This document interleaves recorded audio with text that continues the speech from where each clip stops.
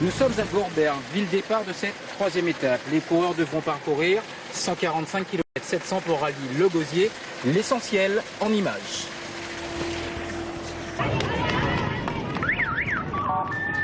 Gourberg-Gosier, étape dite de transition. Pierre Le Breton est le nouveau patron du peloton. Ils sont plusieurs dans un mouchoir de poche en tête du classement général.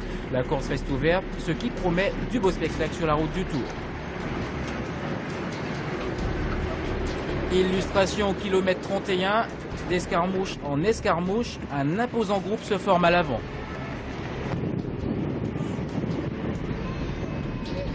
Il se compose de baroudeurs, de coureurs pas trop mal classés au général, les ingrédients d'un échec puisque d'autres éléments tels Boris Karen, leader dans le cœur des Guadeloupéens, a rejoint l'escouade.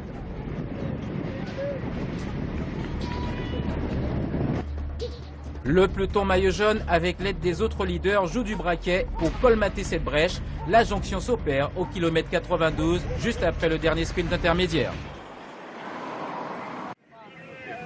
Il fait très chaud, nous sommes sous un soleil de plomb. Les coureurs souffrent sur leur vélo. Ils peuvent compter en tout cas sur l'appui et le soutien de parents, amis, supporters qui font un maximum pour leur apporter les soins au bord des routes.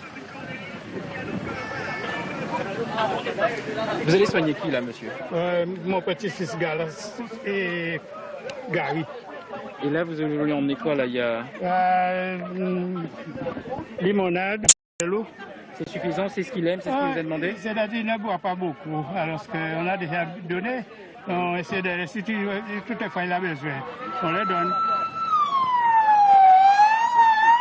Certains sont prêts à prendre un maximum de risques, comme transporter une glacière à moto.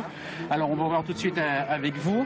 Vous avez transporté votre glacière sur la moto pour pouvoir soigner votre frère. Effectivement, c'est cela. J'ai deux petits frères qui courent, donc j'essaie de faire mieux pour les soigner. Alors dites-nous, dans la glacière, vous avez quoi? Montrez-nous ce que vous avez dans la glacière. J'ai de l'eau, du coca et un ordinaire. De l'eau, du coca et un ordinaire. Ils savent que vous êtes là? Oui, oui. Mon père les a prévenus au départ, donc ils savent que je suis là. C'est toute une organisation qui est mise en place. Bien sûr, dès la veille, on prépare, on regarde le parcours, la course passe et après on se répartit les différents endroits. Et il fait chaud, il est important d'être là. Effectivement. Ok, merci. De rien. Et on va voir quelle est la technique pour bien soigner le coureur. Alors, quelle est la technique pour bien remettre un bidon à un coureur? Parce que là, ça roule quand même assez vite. C'est le sommet de la côte.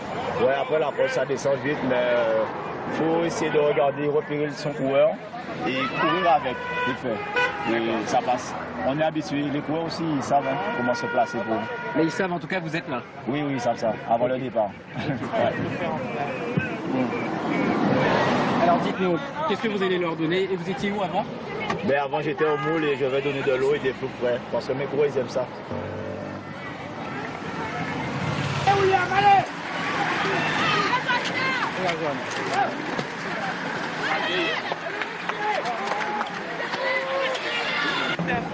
Voilà, maintenant on part pour l'arrivée, on va dire. Pour l'arrivée. Mais c'était raté le soin là? Ouais, c'était raté parce que c'était pas mon coureur, mais j'ai voulu faire un petit don, on va dire. Ok. Ok, allez. à plus. 3 coureurs parviennent à tirer leur épingle du jeu. Daniel Bernal, USL, quadruple vainqueur du Tour. Mathieu Perget de la formation Letton. Cédric Eustache de la sélection Martinique. Ils vont compter une avance confortable. Bernal est même un instant virtuel maillot jaune. Conséquence, c'est reparti pour quelques tours de manivelle dans le peloton. L'écart des fuyards se réduit. Il conserve une marge suffisante pour le gain de l'étape et c'est le Martiniquais, Cédric Eustache qui l'emporte, précédant dans l'ordre Berger et Bernal. À 54 secondes, le peloton maillot jaune. Au général, à l'issue de cette troisième étape, Pierre Le Breton reste en jaune. Pas de changement majeur par rapport au classement de ce matin.